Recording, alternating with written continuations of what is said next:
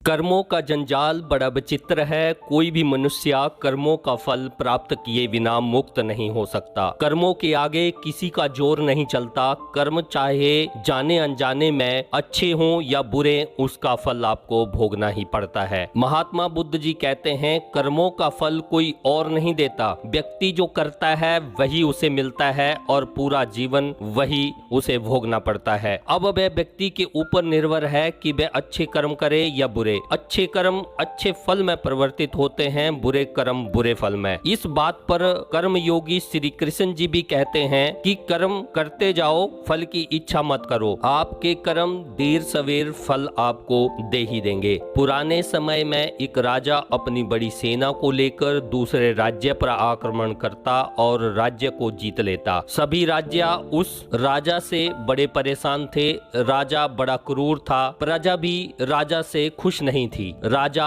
हमेशा भोग विलास में लिप्त रहता, कभी भी अच्छे कर्मों की तरफ ध्यान नहीं देता। राजा का एक भाई हमेशा भगवान में आस्था रखता और अच्छे कर्मों की तरफ ध्यान लगाए रहता और कभी बुरे कर्म नहीं करता और ना ही युद्ध में भाग लेता और ना ही हिंसा करता। वे अपने भाई से भी मिलता तो कहता, भाई हमारे पास सुख सुविधाएं बहुत हैं, धन दौलत बहुत है, तो आप इन भोग विलास वाली वस्तुओं को छोड़कर कुछ समय भगवान के लिए भी निकाल करो। अच्छे कर्म किया करो, अच्छे कर्म आपके साथ जाएंगे और अच्छे फल देंगे। जब उसका भाई या कहता तो राजा गुस्से में आ जाता और कहता, यदि भगवान होता तो तेरी इसी भक्ति और अच्छे कर्म से तुझे इस राज्य का राजा बना देता और मुझे तुम्हारा सलाहकार। प्रत्युत्तर में भाई चुप रहता। एक दिन राजा और भाई जंगल में घूमने निकले। घूमते घूमते दोनों को शाम हो चली। अंधेरा बहुत घना था, कुछ भी दिखाई नहीं दे रहा था। अचानक से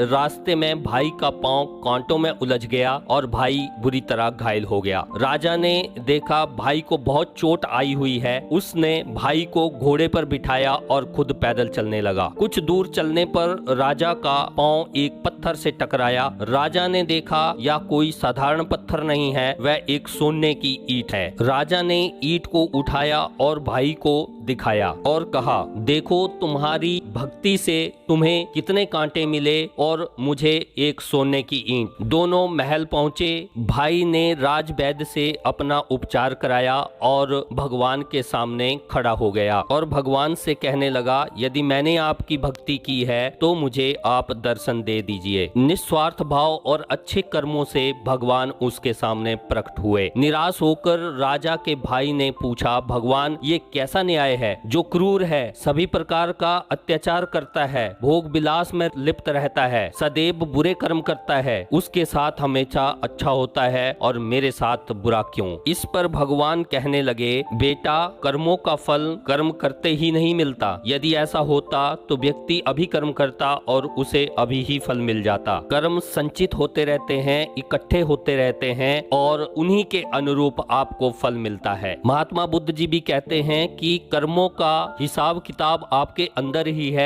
जैसा बीज आप बोगे वैसा ही फल आप काटोगे। जैसे कर्म आप करोगे वैसा ही फल आपको जीवन में भोगना पड़ेगा। इसलिए बेटा आपके अच्छे कर्मों से जहां आपको कांटे मिले वहां आपकी मौत लिखी हुई थी या मृत्यु लिखी हुई थी, पर यह अच्छे कर्मों से टल गई और आपको सिर्फ कांटे ही मिले। और जहां राजा को ईंट मिली वहां उसके लिए अपार संपत्ति रखी हुई थी, मगर उसके बुरे कर्मों से वह एक ईंट में बदल गई। दोस्तों ठीक इसी प्रकार से सब कर्मों का अपना स्वभाव है, वे अपने कर्मानुसार अपना स्वभाव छोड़ते हैं। इसलिए बुरे कर्मों का त्याग ही आपके जीवन का विकास है। यहाँ एक बात और आती है कि अच्छे कर्म करें, तो उन अच्छे कर्मों के ऊपर कभी भी अभिमान ना करें। निरपेक्ष भाव से अच्छे श्रेष्ठ कर्म करने पर सदैव हमें शांति और उस भगवान की भी प्राप्ति होती है। अपने मन को अच्छे कर्मों की तरफ कैसे